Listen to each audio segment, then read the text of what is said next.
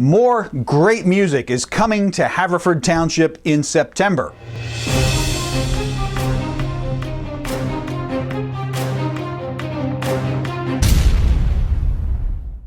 So I'm welcome to the Haverford 7 show, Ernesto. This is Ernesto Betancourt, who is the chair of the subcommittee for the Haverford Music Festival that's coming up on September 12th. And that is part of the Haverford Civic Council. Did I get that right? That's right. Yes. All right. Well, welcome to the Haverford Civic Council. Welcome to the Haverford 7 show. Yes. So tell me a little bit. We're heading into year 5, right, of the Haverford Music Festival. Very exciting for us. Yeah. I mean, we've had 4 great years. This is our 5th. We grow each and every year by small leaps and bounds, and we actually are happy for not exponential growth, but.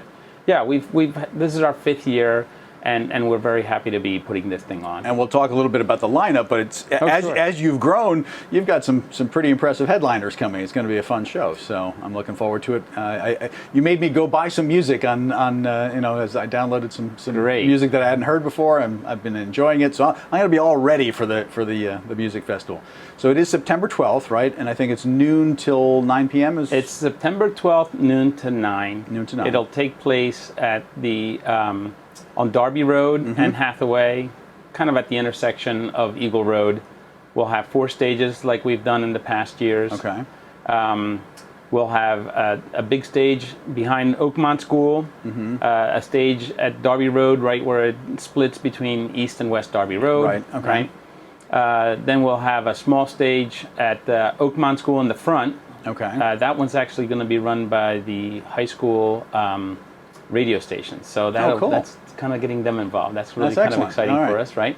Getting the high school kids involved. And that will have mostly young music, singer-songwriters, but mostly like a younger group. Okay. And then again at the Rock. That's the kids' table. Kind of, yeah, and run by them too, which is going to be great. Awesome. And actually, we'll have a little DJ thing going there. The guy that's the stage manager for the entire thing is involved in a DJ group, and last year he had great success with one DJ. He's probably going to bring back a different DJ. Terrific. It'll be great fun. Yeah. And then at the Rock also we'll have. It'll be coffee house style. So we'll have a few tables, chairs, air conditioning for when the day gets hot. We always remind people for air conditioned seats, take a right as you cross Eagle Road and have a seat.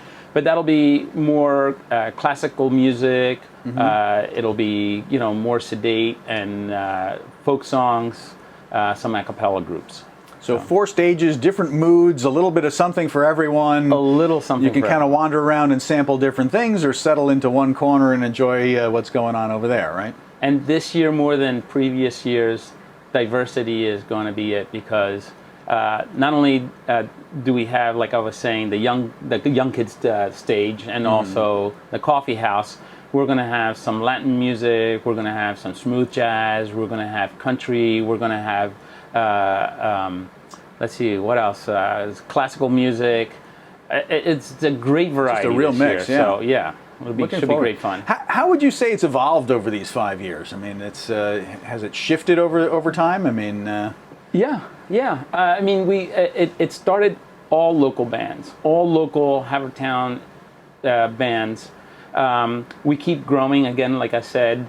It's actually becoming a venue that's a little bit better known among local artists. So we actually have a better draw. They actually want to be at the Haverford Music Festival, yeah. And so now we are also getting a few of the headliners that have some notoriety, which is kind of a fun thing for us too. So it's kind of unfortunate that sometimes we have to say no to people that we'll tell them next year, join again, but.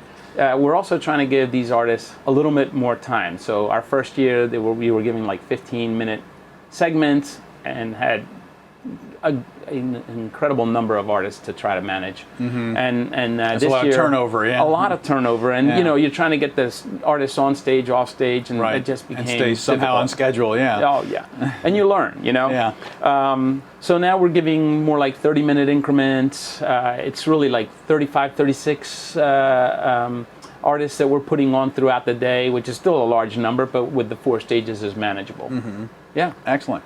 And it's not just all fun and games, right? You guys are actually raising funds that feed back into the township. So what are some of the things that that the Haverford Music Festival achieves other than a great time, obviously, that day?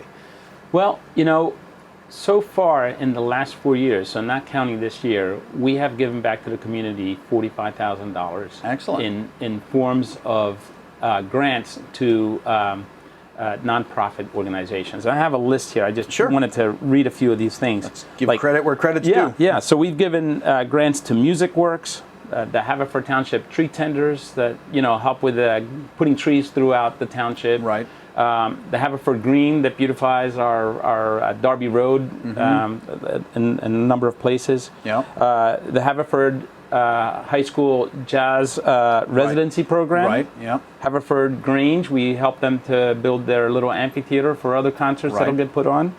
The Township Adult School. It's a long list. Yeah. Haverford Friends of the Haverford Trail, the Economic Partnership for Development, the Haverford Adult School, the radio station, and now they're coming back to help us, the Free Library, the Dog Park Reserve at the Reserve, Haverford Music for Life, the Blast.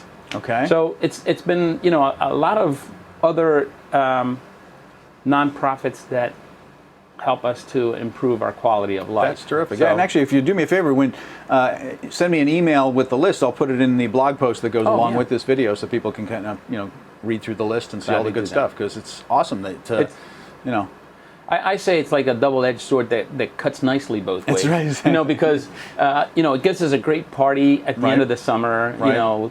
Things are kind of winding down. You're getting Back ready to to give up your school, vacations, and you're going back to school, and then you have this one last block party with all your neighbors right in the heart of Havertown. And then that money that we raise goes back to improve our quality of life yet again by beautifying our township and giving us so many good things. So, I'm thrilled to be part of this and to be able to do this.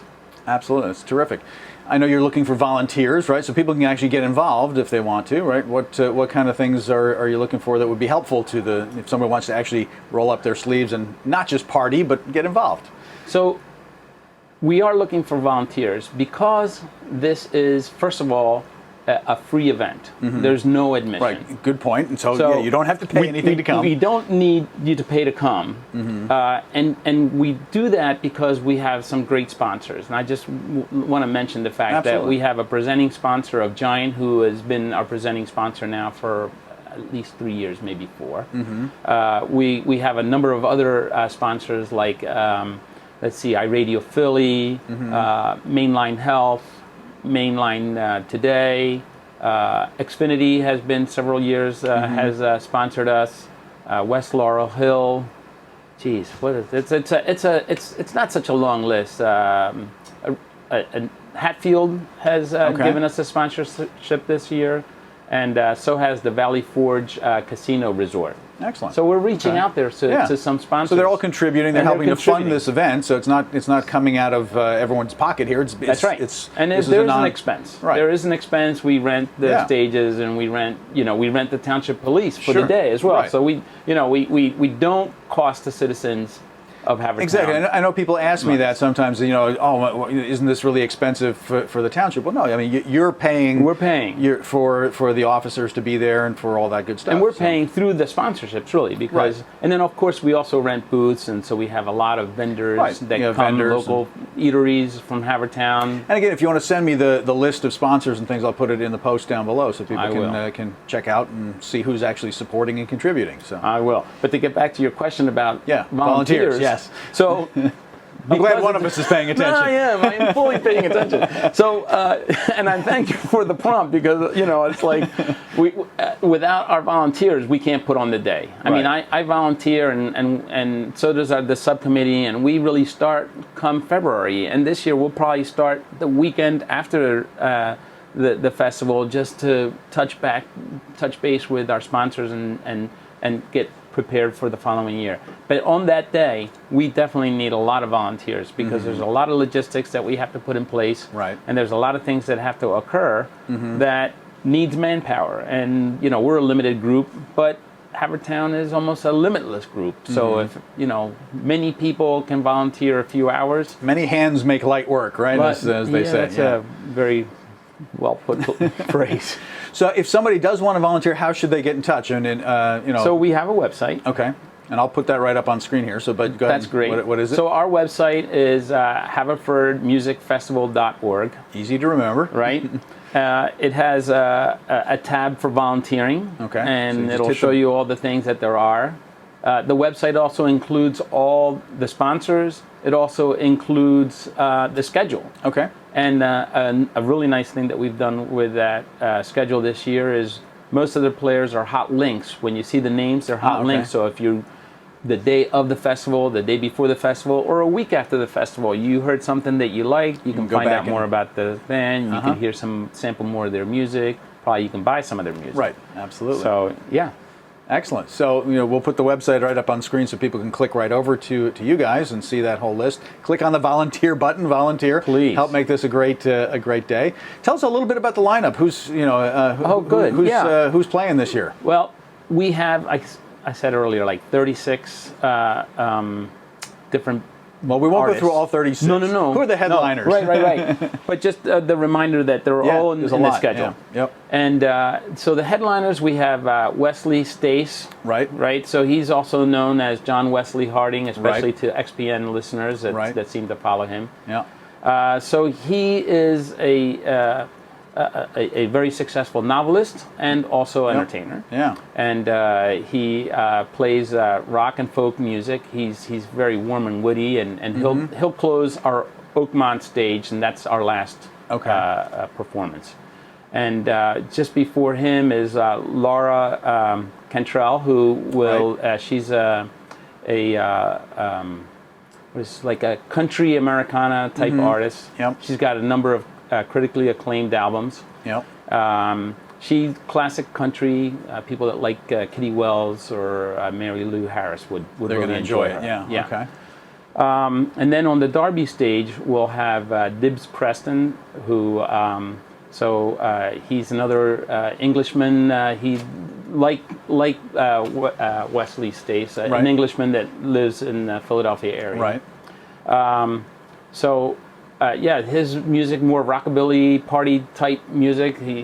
We'll get people all revved up down there on Derby. It's gonna be fun over there. Yeah, it should be great fun. Then just before Dibbs, it'll be let me think. Oh gosh. Yeah, I'm blanking on the name too. Yeah. I'm sorry. That's all right.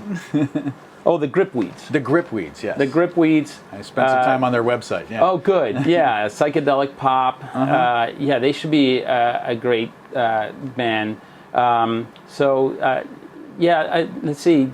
He's recently finished a couple of shows over at TLA, so he still has quite a nice draw. And before him is the Gripweeds that will come. Oh, excuse me. So, no. Dibbs Preston and the Detonators, actually. So the Gripweeds is before Dibbs Preston and the Detonators. Yeah. Okay. And so they'll actually close the Derby stage. The Derby stage. Okay. Yeah. Excellent. So. Well, I think it's terrific that you guys are doing this. I mean, I think it's great that we have a music scene that's evolving. We just had Springfest. Now we're having the Haverford Music Festival. We've got this restaurant scene that's kind of the town is becoming a destination, which is what I would love to see it keep evolving into, where people just come, they want to have dinner, they want to come to music events, they want to get involved. The Civic Council, I get your newsletter all the time. You guys have an amazing array of organizations that are all involved in different facets of what's going on. It's just terrific. It's a lot what we're trying to promote. We're trying to improve the cultural identity of Haverford Township, make it a place where people want to live and come out and do business and come out to dinner and come here and look around and, improve our quality of life. Excellent. Well, Ernesto Betancourt, thank you for being on the Haverford 7 show. We're very much looking forward to the Haverford Music Festival. Again, it's September 12th from noon to 9, more or less where Derby and Eagle come together. There'll be an array of stages there, lots of great stuff going on. Please volunteer. Go to the website. What's the website again? It's HaverfordMusicFestival.org. HaverfordMusicFestival.org. Click the volunteer button. Get involved. We're all going to have a lot of fun. Thank you for having us here, and thank you for putting all this stuff on our website. That'll My really be pleasure. great. My pleasure. So we'll see you there. Yep. See you there.